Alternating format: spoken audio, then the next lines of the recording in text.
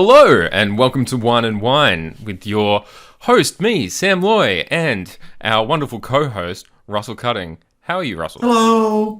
I'm well, thank you. How are you? I'm not too bad. So Lovely. today we're going to be talking about Innistrad Midnight Hunt, and we're going to have a look at some of the cards that interest us the most out of the set, do a little review, not an extensive review. But before we get to that, Russell, what are you drinking?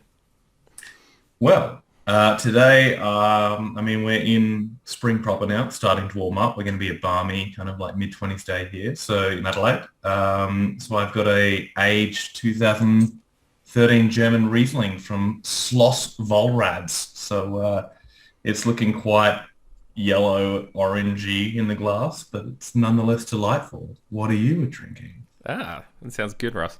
I'm drinking one of the Little Giant limited batch. So this is a Grenache Tempranillo out of Little Awesome. Giant. So it's quite nice, a little refreshing, somewhere in between a bit lighter of a red. And I have bottle number 38. So it's sucked in everyone else. Of who how has many? 39 How and many onwards. bottles are there? Not sure. They do have a Okay. 4-digit code here, so I'm guessing that they're planning to get to 1,000. Yeah, lovely. But nice to get a top 50 bottle. There you go. Yeah, absolutely. So we've had a few Innistrad sets before. So do you want to throw that into a little bit of context for us, Russell? Yeah, sweet. So Innistrad is kind of Magic's horror set, gothic horror, and in some cases cosmic horror. So third installation, originally Innistrad, and then the second with Shadows of Innistrad and Eldritch Moon. And now we are at the third case, and it's going to be a bit of a two block, two set system. And this one is Midnight Hunt, which is a werewolf themed one. And I think in a couple of months we've got a Crimson Moon, which is the vampire themed one. So this one is mostly about werewolves, but it does have all the classic tropes of Innistrad. So humans, werewolves, zombies, vampires, spirits, pretty much. So, but very much based around that horror theme set. And yeah, it's looking really cool. Cool. Yeah. No, I'm liking the look of it as well. Big fan of all the Innistrad sets. So what we have for you in this first video, this is going to be a series. We're going to try and break it up a little bit more for you guys this time. This first one is on what we think of as cycles in this set. So a few of the overarching cards that we could have put into the individual colors, which will be coming up afterward, but we thought they were better discussed as a whole. So without any further ado, let's get into the first one here, which The mythic one? is the adversary cycle. The Mythic Cycle. Yeah. Yeah. So some extremely aggressively costed, pretty decent creatures with what is vaguely multi-kicker, but a little Sort bit of. different. Yeah. Much better than multi-kicker in my opinion, and I'll talk about why that is a bit later. But yeah, one of each color. Yeah, so Most of them vaguely the custom too. commonalities here are that they have a color keyword, or maybe two, and that they're all aggressively costed creatures. So they're all prepared to be in aggro decks, but because of the multi-kicker light sort of thing that we're doing with this, that they all gain value throughout the game. So, Yeah, certainly scale up. And for the most part, also like within the tribes as well, which is definitely of importance. So, yeah, some pretty push cards here. So, do you have a favorite? I do. I feel like I am contractually obligated to like Bloodthirsty Adversary the most, just because it does a good version of Goblin Dark Dwellers on 5 mana. Yeah, Which is absolutely. my sort of thing. And the other thing is that I have this huge love of haste 2/2s for 2. Having, Yeah. I think, the world's largest collection of Valley Dashes from back in the day. So I think that this is really up my alley. That being said, I like them all to an extent. Yeah. I find them more fun the flashier that they are, though. So generally, the more flashy the effect is, it puts it up the list a little higher for me. Yeah, I have a like sweet spot for the blue one, the Spectral Adversary, not only because it has flash, so it is flashy, but it also brings back the extremely confusing phase mechanic. I love phase. I'm so glad it's back in the game. So funny. Yep. And I think it's one of the better ones where its multi-kicker is two, and it's a, 2-power flash flying creature for 2 to start with. So it's like the most rattle chains I've ever seen, and I love it. So Yeah, I think yeah, for me, Spectral Adversary is the one that I'm the most sure will be playable. Like that one is the one yeah, that I had the most confidence in as a card, just because of it being a flash 4, a 4 mana flash 3/2 with that ability is a playable card, and so is a flash 2/1 flyer without the ability. And if you can get yeah. this as a playable card at 2 mana and 4 mana, that's totally good for any deck that's willing to play this. That's pretty similar to Intrepid Adversary, which is the white one. That being said, getting to 4 mana in those white decks is not exactly the same thing you want to be doing. You'd rather settle on 3 mana, and this is more flood protection there rather than an actual benefit like it would be for most of the blue evasion decks. I suppose the only thing is the human typing is a little bit better than spirit typing if you're looking at older formats, and older formats you look at Ether Vial, Yeah, I which you think can certainly cheat with here. yeah, I mean, spirits and humans are both extremely playable in modern, but I would say that you're right that humans is the better deck in general. That being said, sometimes it's better for a new card entering a tribe if the tribe's a little weaker, because if the tribe Yeah, is a little weaker, then it's sort of looking to pick up new tools, whereas humans is pretty solved, and there's yes. a higher bar of entry there. So it'll be interesting to see. You talked a little bit there about the interaction with Ethervile. Do you want to touch on that a little bit more? Yeah, so the difference between this and traditional multi-kicker is the ability you pay that you can stack multiple times is an end of the battlefield trigger, not part of the cost. So Aether Vial being able to flash these cards in, which also gives all the other ones flash, I suppose, Yeah. for disregarding their initial cost, takes it from a 4 mana 3/1 with a +/-1 to, if you've got 4 mana, you get 2 modes of that. This is talking about Intrepid Adversary particularly. Yeah. So it's certainly powerful for those cards, and those decks, spirits and humans already exist with the Ether Vial.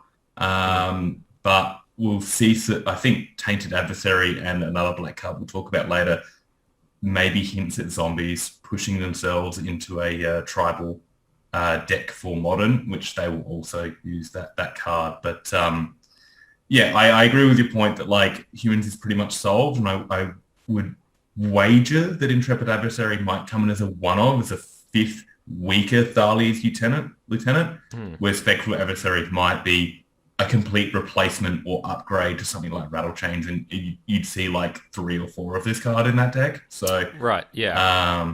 and then the Tainted Adversary potentially opening up this archetype for zombies, becoming the top end of a potentially future modern deck. But Yeah, yeah, that Goblin I Dark would agree Lords, with yeah. that. The zombies are actually pretty close. There's a lot of good zombies already. Black's a good color to be in just because you get access to hand hate and all the rest of it.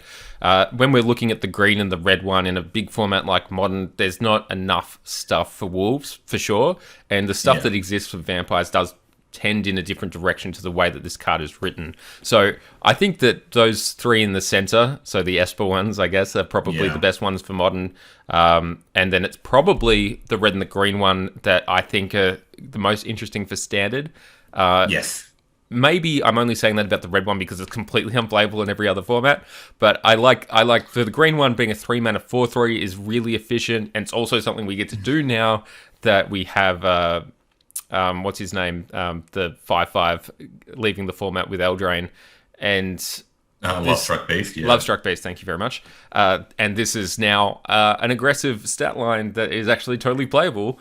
So Yeah, I would disagree a little bit there. I think the 3 mana 4/3 is slightly below rate for green, and I'd slot this as maybe the worst of the cycle. interesting. I don't know if it's. I think it might be rate. Like that might be the Yeah. rate. That Maybe a it's what it if should you be. were worse than a 3 mana 4/3, then you Yeah. were unplayable. But I see what you mean as well. That's an interesting point. I hadn't considered that, and but its we are pretty ability, lousy with good 3 drops. yeah, its ability is less good as well. If it made 3/3 tokens with haste, I'd certainly be a little bit more interested, but like it doesn't have as immediate of an impact as the other four do. The Goblin Dark Dwellers mode is extremely good, like a 3/3 haste that can maybe like kill something, so you're like immediately presenting a 2-for-1 is quite good. Yep. The white Intrepid Adversary providing a pump for the other parts of the team is very good. The blue either presenting an Alpha Strike next turn or saving your board from a Wrath is very good. And the Tainted Adversary providing 7 power for 5 mana is very good. Whereas the green one, I would say it's slightly below the curve on these ones, but like these are still all very good cards. That's interesting, Russell. I hadn't thought of it in those terms, but you may be right. We do actually have access to a lot of alternatives in the space of Primal Adversary, so maybe that is actually the least likely to get played. It's worth noting that Spectral Adversary can target any permanent with its ability. So if you do see this in Modern Spirits, which I think that we will, I think this will be a 4 of. I know that they're playing stuff like Drogskull Captain and stuff like that at the moment, where this can actually phase out something really problematic. So if they have something like an Ensnaring Bridge, you can phase it out for the turn and attack for lethal. And that's a big deal. And this answers things which are, in a wide format, maybe it doesn't answer anything well, but having any answer to any random card that someone may play against you is way more valuable in a format where there's so many viable decks like that. So I like that card a lot for that as well. So I think we're sort of settling on the same thing that, across multiple formats, Spectral Adversary is probably we think the most powerful. I agree. Yeah, for sure. That the white one is sort of second up there. Yeah. I think the black one could overtake the white one because it has the biggest chance of creating a new deck. But it might not. I think that I think that you're right that the ceiling's higher on Tainted Adversary, but it may not be. It doesn't necessarily have a home for now, so we'll have to see. And then the red one is something we like for standard, but probably not so much beyond that. It's probably the one I'll play the most. Oh yeah. It's so good. It's right up my alley. Like I love a Golden Dark Dwellers. It's absolutely beautiful. So yeah, for sure. Anything else on these guys? I think we've covered. I really like them. Yeah. I think they're a really nice design. They're very interesting. I love scalable cards with a very good floor, which is kind of what we have here. Yep. So absolutely. Nice designs. Cool. Great stuff. All right, let's get on to our second one, which is the cycle of lands. Probably talk a bit less about these, but they are going to be very important. I really like this design. They should have done this years ago. To my mind. Yeah. I like that you can have a little bit of a tension between a fast land and a slow land, as I would call these, like a slow land or something like that. And in general, we probably lack for mana bases which support aggressive decks more than we do ones that support control decks. But with the Triomes leaving, I'd be really sad if we only had the Snarls to play with. So for sure, the Snarls are quite bad. They're garbage. Yeah. These are, I mean, in combination with the Snarls, and that's what makes this quite good. I mean, what would make them better potentially, and as well as the Snarls, if they actually had the basic land types, but I suppose that might make their power level a little bit too high. That'd be way too good, yeah.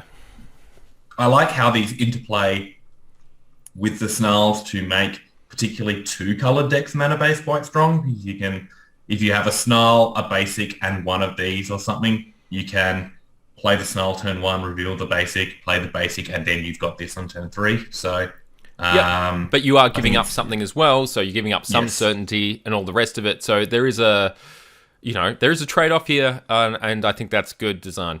It's good. Yeah, I expect the mana bases to be a little awkward for a while here, and for us to take some adjusting to it. To speak on mana bases more generally, my expectation is that we're going to go into this format with these aggro decks in a really good spot between having Faceless Haven and then whatever their color supported creature land is, fast creature land is, and just snowlands and just going monocolor, versus having a little bit more of a complex decision for slower decks, but that decision to be rewarded with lands like this.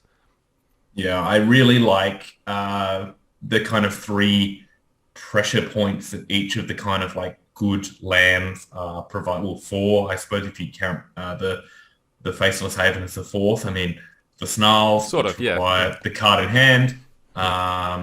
You've got your fast creature lands, which really are interesting, and then you've got these slow lands as well. Between those 4 kind of points, it's going to make mana-based decisions relevant. It's not an easy build. I mean, I think with the triomes and such, the mana was extremely good for 3-color decks, pretty poor for 2-color decks. Now we have a lot of good options for 2-color decks, but at the same time, it's not perfect. So you can make a very good mana base, but you're still going to have to make some very good decisions, both in terms of building your mana and then when it comes to keeping a hand at the start of a game. So these aren't free, but they're quite good.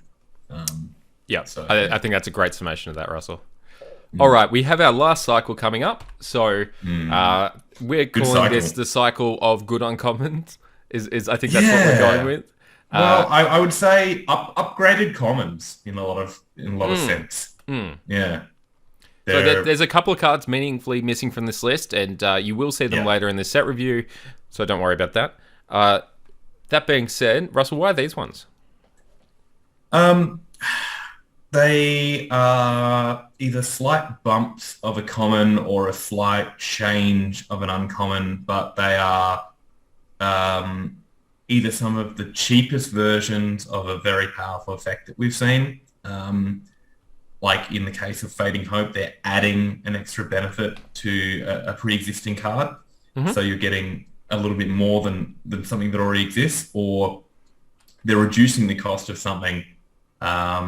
In the case of Sunset Revelry, to get something very similar. So these are just, I think, some of the closest cards that either push the uncommon to rare boundary in the case of maybe Infernal Grasp, or certainly like taking the best parts of the common slot and adding something to it to make it like push graying that common to uncommon boundary in the case of Fading Hope. But a lot of these are role players that have existed for years and they've just tacked on something else to it, which is good and bad because it completely supersedes, something like a Cathartic Pyre, which is very reminiscent of Incinerate, but it adds something to it. So all your beautiful old Incinerates or Fading Hope, your unsummons are worthless now. Your beautiful alpha unsummons are no longer good.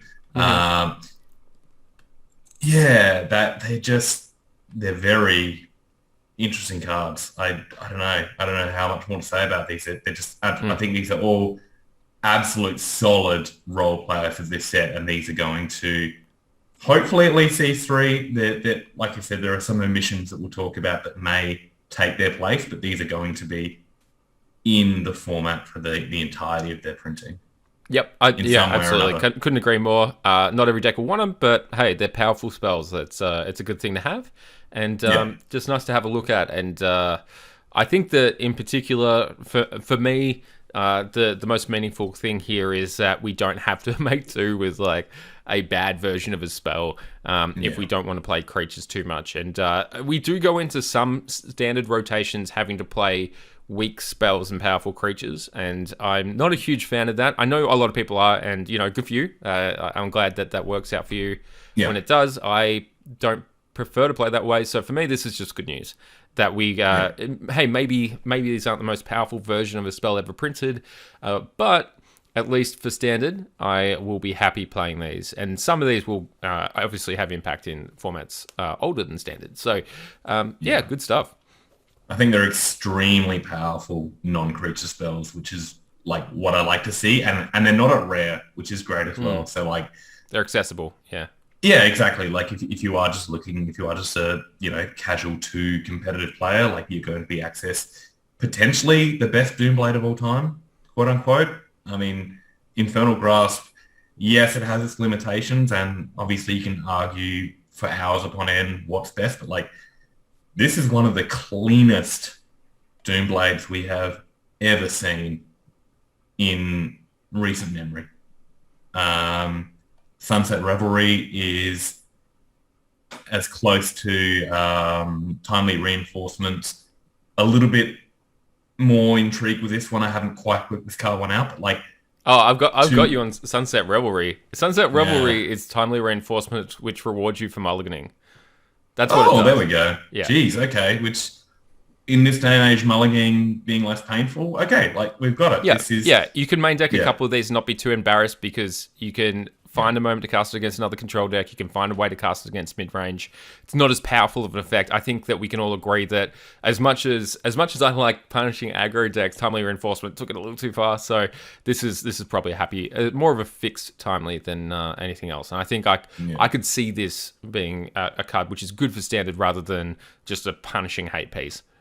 Yeah, Fading Hope. I am a huge fan of Vapor Snag, and I think this might have tipped me over the edges. Like this might actually now be my favorite unsummon.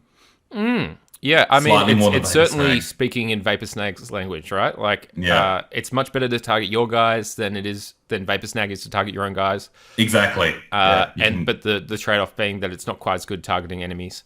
So, yeah. Being in that conversation, Drive's Revival, I think, is also just like a really solid, like Recollect, which came into play after Ravnica Regrowth, the 2-mana version, obviously way too powerful to ever reprint. So they came with Recollect, which was borderline playable. And this is probably...